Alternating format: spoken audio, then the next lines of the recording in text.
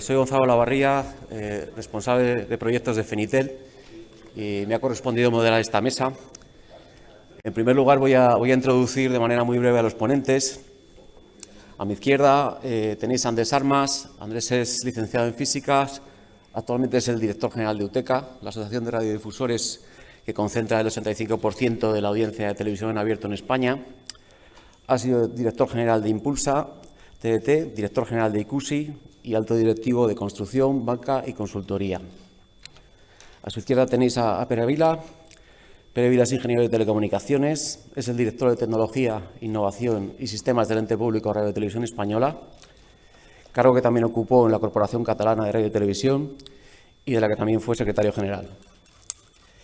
A su izquierda, Miquel Aguirre, también ingeniero de telecomunicaciones. ¿Ah, no? Coño, pues te lo había hecho yo. Te he nombrado. Bueno, empresariales. Bueno, pues empresariales es director de explotación e ingeniería de la ITV, la Radio Televisión Vasca.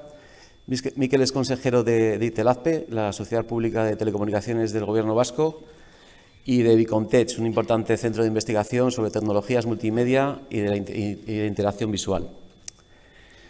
Bueno, por introducir nuestra mesa, se llama El futuro del negocio audiovisual, los retos y oportunidades de la televisión en abierto.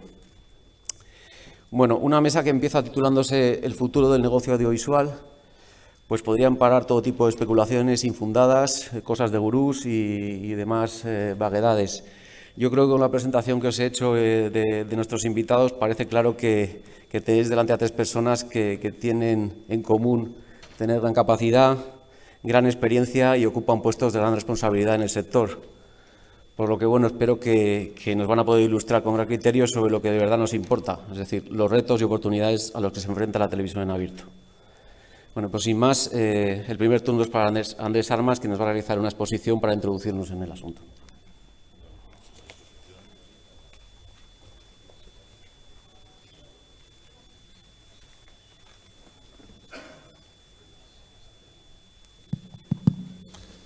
Egunon.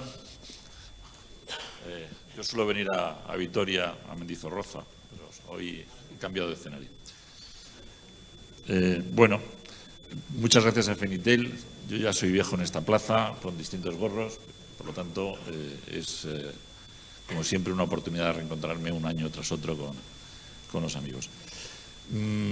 La verdad es que tengo que felicitar a Miguel Ángel y a Gonzalo porque la mesa anterior y esta están puestas de manera muy estratégica, ¿no? La anterior y esta probablemente son indistinguibles. Si nos hubierais sentado juntos probablemente habríamos coincidido porque ambas están interrelacionadas. Cuando se habla del futuro de la televisión en abierto, probablemente desde algunas perspectivas lo que se está haciendo es intentando plantear una profecía autocumplida en el sentido de dar a la televisión en abierto por muerta y enterrada.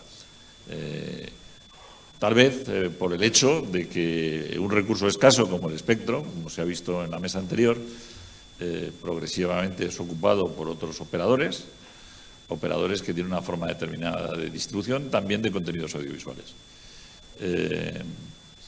Pero es que además en esta confluencia, algo que parece que cíclicamente sucede cada 10 años, la Comunidad Europea, además de pronunciarse sobre modificaciones del espectro, también aborda el nuevo escenario audiovisual con una nueva modificación de la directiva que previsiblemente estará disponible a final del año y que inevitablemente en su traslación a los países miembros casi coincidirá en el tiempo, será a finales de 2019 o principios del 2020, con este proceso del segundo dividendo. Y eso nos lleva de nuevo a una situación que es un cierto déjà vu. Eladio y yo asistimos hace unos años a una convención de la televisión italiana que tenía como lema niente come prima, nada será como antes, ¿no? O nada es como antes. Pero en realidad, también por utilizar un término italiano, lo que es de verdad esto es un ritornello. Es decir, lo que sucederá en el año 2020 no es más que una estación de paso. Porque en la década del 2020, entre otras cosas, gracias al acuerdo del mantenimiento de la banda hasta el 2030, van a pasar muchas cosas y muy importantes para la televisión en abierto. La televisión en abierto es en nuestro país el principal medio de difusión de contenidos audiovisuales. Es decir, el negocio audiovisual está basado esencialmente, voy a hablar en grandes números, pero fácilmente lo entenderéis, del orden de 6.000 millones de euros. Esos 6.000 millones de euros son también en grandes partidas 2.000 millones que corresponden a la facturación publicitaria, datos grosso modo del 2016, 2.000 millones que corresponden a consignaciones presupuestarias de las distintas administraciones, tanto para la televisión estatal como para las autonómicas, y otros 2.000 millones que corresponden a cuotas de televisión de pago. Es decir, estamos hablando de un negocio que genera esa capacidad de atracción de contenidos a través de 6.000 millones de euros. Eso dimensiona la tarta. Pero en ese negocio hay una realidad obstinada que se impone una y otra vez, y es que la televisión en abierto sigue siendo el elemento más consumido. Os podrá parecer paradójico, pero los datos son, en este sentido, bastante tozudos. Fijaros, el consumo en el año 2016 de la televisión en España en abierto era de 3,8 horas. Bueno, en el año 2006, hace 10 años, en una situación que, como todos sois bastante adultos, recordaréis, donde no existía la oportunidad de compartir el tiempo con tantas y tantas opciones, era menor, era de 3,6 horas. Es decir, que en 10 años no solo no se ha reducido el consumo de la televisión en abierto, sino que ha aumentado. Sé que luego Pera hablará un poco sobre los consumos de los millennials y por lo tanto no me voy a extender, pero sí que es importante analizar el dato más allá de los juicios apocalípticos.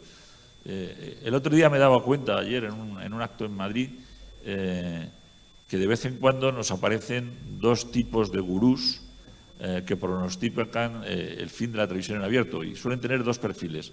O son periodistas muy jóvenes, que tienen como costumbre extrapolar al resto de la humanidad sus costumbres de uso, o son profesores universitarios que viven en contacto permanente con jóvenes de 20 años pensando que eso es la universalidad. No, la universalidad es la que determina el resultado de esta muestra. La segunda reflexión que quería hacer tiene que ver mucho con un elemento que nunca podrá tener la televisión de pago, ni siquiera en sus modelos low cost, ahora que se empieza a utilizar el término low cost también para televisión de pago, que es su valor como elemento vertebrador social. La televisión es universal, accesible y gratuita. En el caso de España llega a la práctica totalidad, el 99,6%, y sería muy difícil encontrar un hogar donde no haya televisión. Pero esta triada virtuosa de la que tanto hablamos, yo creo que le podemos empezar a añadir una cuarta pata que a mí me parece relevante y que lo va a ser cada vez más, que además es escrupulosamente defensora de la privacidad de los individuos. En la televisión en abierto no existe huella digital. Esto es una reflexión sobre la que yo no había caído hasta que hace unas pocas semanas, en la presentación del libro Televisión Abierta, Paco Vázquez, antiguo director de la Televisión Galicia y ahora profesor universitario, llamó la atención sobre el hecho. Pero es rigurosamente cierto, cuando consumimos contenidos online, vamos dejando un montón de rastro. Es decir, alguien en algún registro puede saber no solo qué tipo de porno me gusta, sino si además compro Fairy, y cruzar esos dos datos y actuar en consecuencia. Con la televisión abierta eso no es posible. Puedo consumir consumos que están accesibles sin que nadie sepa que los he consumido. Y eso es una defensa de la privacidad que no ofrecen los contenidos de otro tipo.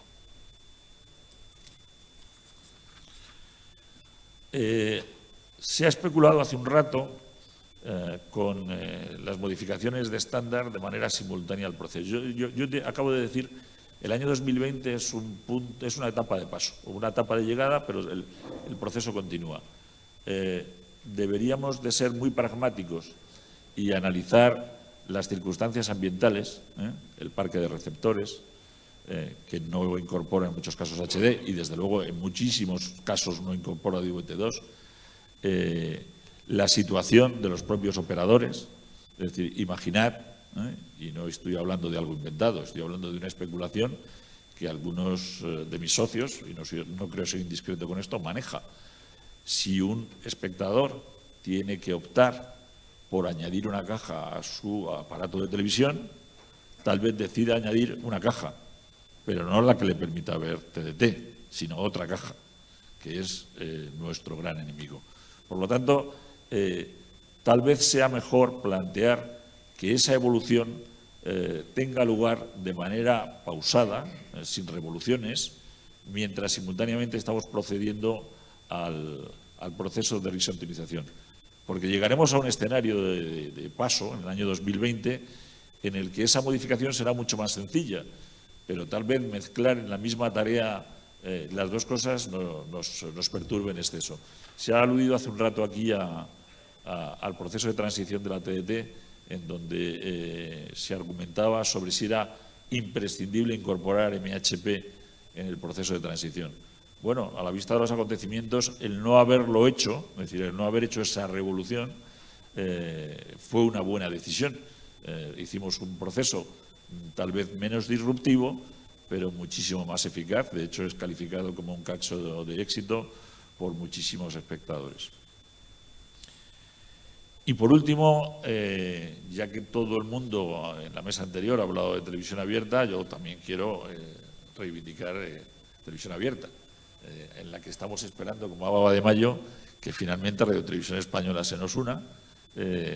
EITV pertenece a través de Forta, que forma parte de televisión abierta, y es una buena prueba de que una tarea tan compleja como un proceso de transición como el que nos tenemos que enfrentar, probablemente solo puede ser articular de una manera, que es de una manera colaborativa. Solo nos queda que además en ese proceso de colaboración tengamos, como esperamos tener, una interacción satisfactoria con la Administración. Y nada más, estoy seguro que el resto de las intervenciones darán origen a intercambio de reflexiones. Muchas gracias.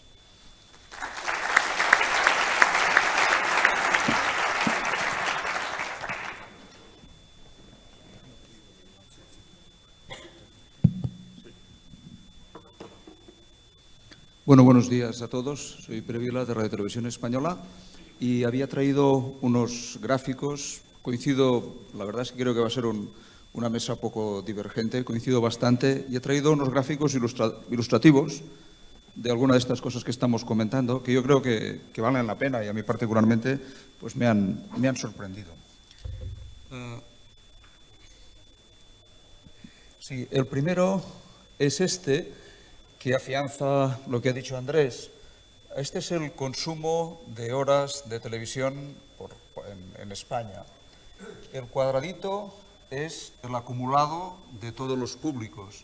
Y fijaros, estamos en 182,3 minutos por día y estamos en unas franjas, perdón, 182,3 el azul. Estamos en la franja de unos 220 aproximadamente minutos por día, que está por encima de algunas franjas a nivel del año 2005-2006. Por tanto, hubo un repunte, si os fijáis, en el 12-13-14, que estaríamos alrededor de los 225, pero estamos en unos niveles de ocupación que son muy altos. Fijaros, por franjas de edad, esto yo os lo dejaré para que los que lo quieran tener después, por franjas de edad, pues la gente mayor, en azul el consumo va creciendo, en mi caso que ya estoy en la verde, pues también el consumo va creciendo, el consumo de los jóvenes va decreciendo y en el consumo de la juventud yo os haría un comentario. El otro día estábamos también en una reunión y alguien hablaba de que, hombre, la juventud de hoy en día es muy diferente y desprecia a los mayores y no valora las cosas, y le saqué un texto de Sócrates que lo busqué porque no lo sabía de memoria, lo busqué en el ordenador y se lo leí. Digo, ¿este texto te suena? Dice, sí. ¿A qué no sabes de quién es? De Sócrates, tiene 2000 años, ¿no? Pues con la juventud que no nos ve, yo creo que la historia es la misma. Cuando yo estaba en TV3 hace muchos años, pusimos en marcha el Club Super 3, para acoger a los chicos y tuvimos mucho éxito. Teníamos casi 1 millón de niños suscritos ahí. Muchísimo, muchísimo. Y cuando llegaba a los 14, 15 años, la gente desaparecía. Y os hablo de hace, pues quizás 25 años. Desaparecía. Y aunque se montó una idea que era el 3XL, la gente continuaba desapareciendo. Y la gente joven nunca ha visto televisión. Por tanto, ahora, cuando alguno dice, bueno, profesor universitario, es que yo tengo unos chicos que como están mirando esto, no miran televisión. Y yo recuerdo mi época de universitario que no tenía aparatos y tampoco miraba televisión, ¿eh? Entonces ahí yo... por tanto, coincido totalmente contigo, esto está vigente y continúa arriba, no hay cambios significativos, no hay ninguna necesidad de volatilizarlo. También cuando cuento estas cosas me gusta explicar que en Europa cada país es diferente. Nosotros somos un país muy extendido geográficamente, con zonas montañosas. Yo soy de los Pirineos, de una zona de montaña. Y ahí es muy difícil que extiendan el cable, o es muy difícil que con pocas emisoras tengan. Por tanto, somos un país que es difícil de comparar, pues yo que sé, con Bélgica, con Holanda, con Luxemburgo, o que es difícil comparar con Estonia o con Letonia, y tenemos necesidades diferentes. Ahí os quería poner una segunda gráfica, que es esta. Esta en azul está la antigua televisión analógica, en calabaza está la televisión digital. Y diría que de estas horas que estamos gastando diariamente en ver la televisión, ¿cómo las distribuimos? ¿Vale? En los años 2000, pues prácticamente todo era analógico. Ahora estamos un 80% en TDT, pero los otros, el cable, el satélite, a pesar de que tiene mucha penetración, no lleva más allá del 10 o del 15%. Por tanto, estamos en el año 2017... continuamos teniendo más de 3 horas y media de promedio diario de consumo y más del 80% del consumo está en TDT. Y esto son datos, lo demás, pues bueno, está bien. Estos son datos que no son de Radio Televisión Española, son datos de Kantar Media. Y os quería traer ahora, estuve en unas conferencias también sobre tendencias, hubo una conferencia de una persona de Deloitte, Paul Lee, y que planteó este cuadro. Este cuadro, ellos hacen un estudio de qué influencia tiene, en este caso está muy centrado en el smartphone. Entonces, el smartphone, que es el color en calabaza a la derecha, dice, pues mira, en el año 2014, en el tercer trimestre del 2014, en promedio, la población adulta de los Estados Unidos gastaba pues alrededor pues, de unos 50 minutos trasteando en el smartphone. En el 2015, pues 1 hora y 14 minutos. En el 2016 el promedio es de 2 horas 10 minutos. El promedio no es que suba mucho porque vamos gastando más, sino porque se extiende más al smartphone. Por tanto, es un promedio de la población adulta de Estados Unidos. Entonces, uno dice, hombre, pues esto está creciendo mucho. Sí, está creciendo, pero a la izquierda de todo, en rojo, está el consumo de televisión. Y el consumo de televisión ha pasado del 2014 a 4 horas 13 minutos, al 2016 a 4 horas 6 minutos. Por tanto, el crecimiento del smartphone no es necesariamente en demérito o en desproporción del crecimiento de la TDT. Y esto también, en este caso, son datos de Nielsen. Y bueno, todos tenemos opiniones y los datos pueden ser sesgados, pero estos son datos que yo me los creo. Ellos aquí también pintaron, también son de los Estados Unidos, que es la gente joven. La gente joven, en la parte de la izquierda, son los minutos vistos por día, que veis que van bajando poco a poco, de 200, van bajando, pues bueno, a 150 minutos promedios por día. Y en rojo están las variaciones anuales. Por tanto, es verdad que baja también el consumo entre niños y jóvenes, pero es que tampoco se cae en picado, también se mantiene. Y bueno, parece que se acabó aquí. Había una más, pero bueno, ya está. Entonces, otra cosa que aquí también es interesante es que la gente joven en Estados Unidos, o entre 18 y 28 años, están alrededor de los 150 minutos al día, que estarían también en los órdenes de magnitud que estaríamos nosotros, pues bueno, aquí estaríamos entre 127 y 130. Por tanto, hay una coincidencia. Por tanto,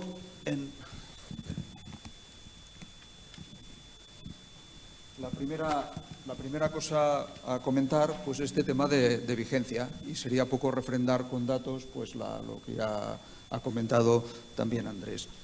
La segunda cosa que os quería comentar era el tema de vertebración. Yo, ahí, lo que decía antes, mis raíces son de zona rural, y la infraestructura de televisión, y siempre lo digo, es esta infraestructura de televisión, pero también es infraestructura de telefonía móvil, también es infraestructura de comunicaciones, por tanto, de radio. Por tanto, si extendemos las infraestructuras y hacemos TDT, pues yo no lo encuentro ningún sacrilegio ni ninguna cosa torpe. Y además, el hecho de que tengamos TDT, pues a lo mejor me permite que en mi pueblo, pues a lo mejor decidimos por las fiestas mayores, pues hacer un programa de televisión diario durante una semana y no tenemos que ir a ninguna estación especial ni tenemos nada especial. Podemos ponerlo con facilidad. Es una cosa que es cercana, que vertebra y que ayuda. Por tanto, yo, además de que lo estamos consumiendo, pues soy partidario. La tercera cosa que os quería comentar es de que en el tema de evolución, en el tema de adaptación, la adaptación de la TDT también está más que clara y también sigo defendiéndola. Antes teníamos analógico, hemos podido pasar de analógico a digital, hemos pasado de digital a HD y pasaremos de HD a DVB-T2. ¿Cuándo? Pues bueno, cuando toque, ya llegará. Por tanto, podemos adaptarnos, podemos dejar espacio para que haya además una ampliación de todo el tema del 3G y del 4G. Y de hecho, si os fijáis, pues hace poco teníamos en los 8 MHz, teníamos un canal de televisión en SD. Ahora estamos poniendo ahí, bueno, aquí es que somos un poco brutos, ¿no? Estamos poniendo 4D HD, pero es que con el DVB-T2 pues podemos tener, pues yo qué sé, pues a lo mejor 7, 8, 9 canales de SD o 5 o 6 de HD o a lo mejor 3 canales de 4K. Por tanto, es que, claro, una cosa, pues que la gente la consumimos, que está distribuida, que es eficiente y que además permite la evolución, pues yo creo que tiene que tener una vida larga. Y la gente que hace profecías, claro, yo creo que en este mundo pues hay gente que de vocación es profeta. Hay gente que es de vocación profeta de que las cosas irán bien y hay gente que es experto en profetizar que las cosas van mal. Entonces, siempre salen profetas diciendo que lo que hay se va a morir, ¿no? Entonces, yo no les haría caso, yo haría caso de los números que son los que son la verdad. Y por mi parte, nada más.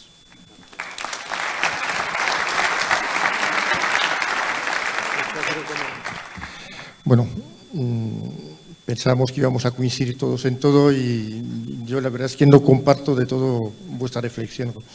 No tengo ninguna duda sobre todas las bondades de la TDT, tanto para nuestra audiencia como para los radiodifusores. Yo creo que es el único sistema de distribución donde los radiodifusores nos sentimos dueños de nuestra difusión, pero creo que no podemos quedarnos dormidos en los laureles. Yo creo que es evidente que no sé a qué velocidad hay un cambio de hábitos de consumos y tenemos que hacer que la TDT sea mucho más atractiva. Tenemos, creo, las herramientas para hacerlo. Hoy en día está la TDT híbrida, está el HbbTV y eso permite que además de los consumos lineales, la gente pueda acceder a los consumos no lineales o a mucho más cosas. Entonces, hablado antes del MHP. Es verdad que el HbbTV es en este momento la única manera de hacer interactividad con la audiencia. Ahora hace falta la buena idea que haga que eso pues funcione, ¿no? Pero yo creo que si, reconociendo todas las bondades de la difusión TDT y viendo un poco los datos de la poca disminución de consumos, nos quedamos solo en eso. Poco a poco las plataformas nos van a ir ganando. Está claro que a través de las plataformas es posible de consumir nuestros contenidos en diferidos, muchas veces sin autorización, y nosotros que tenemos la herramienta para ofrecer a nuestra audiencia ese mismo servicio a través del HbbTV, estamos haciendo como medio de comunicación muy poco para hacer conocer esta posibilidad de esos nuevos servicios. Bueno, hoy en día en los comercios los vendedores no son ni capaces de explicar lo que es la HbbTV. Todo el mundo confunde el concepto Smart TV, que también abre la puerta a esos consumos en diferidos, pero el HbbTV es el consumo en diferido que nosotros controlamos como radiodifusores. En el tema de la privacidad, tampoco estoy del todo de acuerdo contigo, Andrés. Sabemos todos que también los socios de UTECA, aunque en este momento no tengan o no publiciten o no señalicen el HbbTV, sí que a través de esas arañas pues consiguen una información que que es muy importante. Yo creo que no podemos, garantizando la privacidad de esa información, no podemos renunciar a usar esa información. Tenemos que conocer nuestra audiencia, cómo se comporta, ser capaces de proponerle, de ofrecerle contenidos, nuevos contenidos o los contenidos que ya le estamos ofreciendo, pues bueno, ir evolucionándolo en función del gusto de nuestra audiencia, ¿no? Entonces, yo creo que la conclusión es que la TDT, yo creo que es fundamental, pero la tenemos que hacer mucho más atractiva, ¿no? Y tenemos las herramientas para hacerlo, ¿no? Pero, vamos, no te voy a replicar absolutamente a lo que has dicho, porque es que tampoco creo que contradiga mi argumentación. Mi argumentación no era en absoluto negacionista. Mi argumentación era asertiva en el sentido de establecer cuál es la situación actual de la TDT. Naturalmente, y eso quería haberlo dicho, pero si no lo voy a hacer explícito, que parte de las claves de que la TDT sobreviva es que evolucione adecuadamente. Y ya hay pistas en este sentido. Es decir, primera pista, cuando se habla de segunda pantalla, second screen, que es la modalidad en la cual se habla de cómo hay una forma de interacción en la medida en que la respuesta de Twitter o Facebook tiene un reflejo que a veces es simultáneo a la emisión de los programas y otras veces no. El 70% de los trending topics de cada día tienen que ver con la televisión. Segunda cuestión, ya hay una parte significativa de los consumos que son en modelos catch-up, en time shift, en modelos a la carta.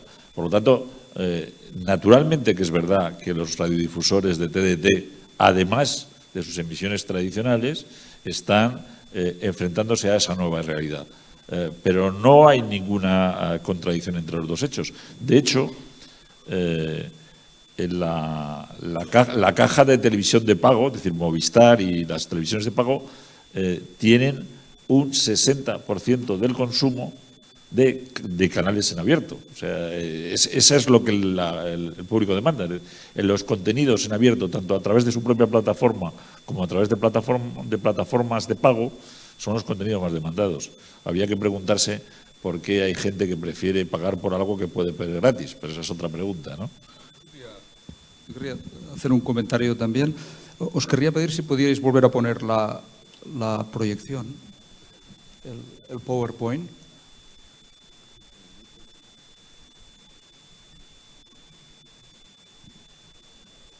Igual lo han borrado ya.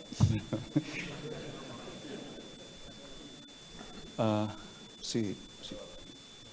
Vale. Yo os quería poner de lo que yo he dicho. Yo defiendo que la TDT ha de mantenerse, pero todo y que defiendo que la TDT hay que mantenerse, o sea, la obligación de Radio y Televisión Española es tener a la gente en la TDT, pero también tener a la gente en el smartphone. Y de hecho, al mismo tiempo que empujamos el proyecto de TDT, estamos empujando proyectos dentro de Radio y Televisión Española que tienen a ver, uno que estamos llamando ahora el MyRTVE, que es que en contra tuya, que es que te conozca, sepa quién eres y te mande al teléfono, pues si te estaban interesando las noticias de Euskadi, pues te mandan las de Euskadi, y si te interesaban las noticias del Alavés, que te mandan las del Alavés y que te mandan las alertas, ¿eh? O sea, una cosa no tiene a ver con la otra, porque, claro, si planteamos que somos una tele pública, pues tenemos que trabajar para todos. Y si la gente mayor consume mayoritariamente pues TDT, pues hay que estar allí en la TDT y hay que darle los contenidos. Y si la gente joven los consume a través del tablet, los consume a través del tablet. Porque la producción de contenidos es lo que vale una fortuna. Si nuestro presupuesto es de 900 millones, pues probablemente pues 890 son para producir y para difundir. El ponerlo en los nuevos soportes, con los automatismos que hay, pues es muy bajo. Por tanto, yo te doy la razón, y lo que quería era que no os marcharais con la idea de, hombre, la gente está de Televisión Española, pues solo piensan en la TDT y esto se lo han dejado de lado, que no. Y respecto del HBTV, cojo el guante que han hecho antes desde el Ministerio, José Antonio, en el sentido de intentar plantear que el HBTV, el 2.0, pues forme parte de los televisores que vengan a España y si al final pues vamos a solicitar al Ministerio pues que los televisores tengan pues el DVB-T2, pues también forzar a que tenga el HBTV, el 2.0 o el que tenga. Yo creo que ahí vamos a dar batalla también, ¿eh? Por tanto, me parece que todos estamos coincidiendo en todo, pero bueno, te tengo que dar la razón, ¿eh? Gracias. ¿Querías comentar algo? Bueno, pues tenemos tiempo, vamos con el tiempo bastante justo. Un par de preguntas. Yo antes quería haceros un comentario. En fenómenos como el cord cutting que se está produciendo en Estados Unidos y en otros países, parece que se está explicando porque, bueno, pues gente que se da de baja de su suscripción de cable tradicional y acaba teniendo en su casa algo parecido a una TDT o un satélite y luego una suscripción a una plataforma over the top tipo Netflix o HBO con una suscripción mucho más baja. ¿Qué podéis decirme de ese fenómeno? Bueno, el cord cutting, para los que no estén familiarizados con el término, es el término yankee para hablar de la gente que se da de baja en el cable. Se ha identificado una tendencia bastante significativa en primer lugar, gente que se da de baja en el cable porque se da de alta en plataformas de consumo bajo demanda, como Netflix. Hay que tener en cuenta que en Estados Unidos Netflix es 1/3 del tráfico que circula por la red, que no es ninguna tontería.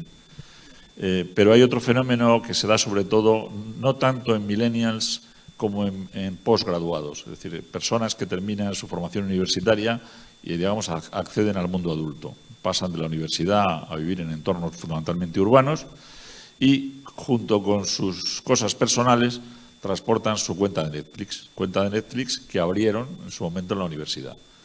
Llegan a su nuevo apartamento en la ciudad que corresponda y se instalan. Y cuando empieza su vida, digamos, adulta y empiezan a consumir contenidos audiovisuales de otra manera, porque cuando tu vida cambia, cambian tus pautas de consumo, descubren que Netflix no satisface todas sus demandas de contenidos audiovisuales, porque les proporciona ficción en forma de series o largometrajes, pero no les proporciona ni informativos ni otro tipo de contenidos de entretenimiento, concursos o cualquier otra cosa. Esa necesidad, en el escenario anterior, se sustanciaba de una manera muy sencilla. Uno llamaba a HBO, a Comcast y se daba de alta en el cable. Pero ahora la gente ha redescubierto las antenas de cuernos de toda la vida y lo que hace es conectarse a la televisión en abierto. Y hay un repunte del free to air, de la televisión en abierto en Estados Unidos, simultáneo al cord cutting, mientras suben los suscriptores a Netflix. Es una evidencia empírica, vamos, ¿no? ¿Tenéis algún comentario? No. Vale, pues tenemos tiempo para una pregunta, una o dos, si son cortitas, por favor, y concretas para la audiencia, para los ponentes. ¿Alguien por ahí?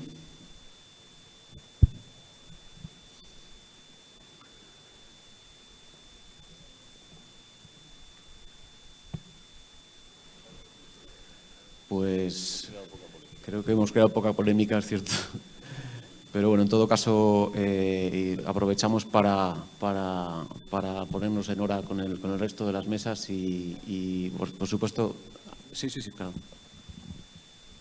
Yo sí quiero insistir en que nos quedan deberes a los radiodifusores y el deber fundamental es la promoción de la TDT híbrida, ¿no?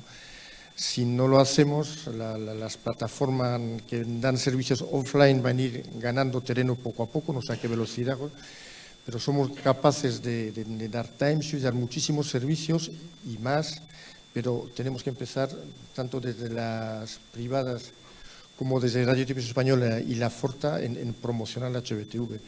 Sé que nosotros dos estamos muy convencidos, estamos también en un foro de HBTV en Madrid y me imagino que las privadas, por otro tipo de motivo, más comerciales, pues están todavía pensándose la salida o la promoción de la HBTV. Pero cada día que pasa es día que perdemos, ¿no? Y más distancia que tendremos que recorrer para recuperar lo que hemos perdido. Pues muy bien. Bueno, reiteraros las gracias en nombre de Fenitel y en el mío propio por estar aquí con nosotros otro año acompañándoos y por supuesto, pues encantado de haber disfrutado de vuestro conocimiento. Muchas gracias.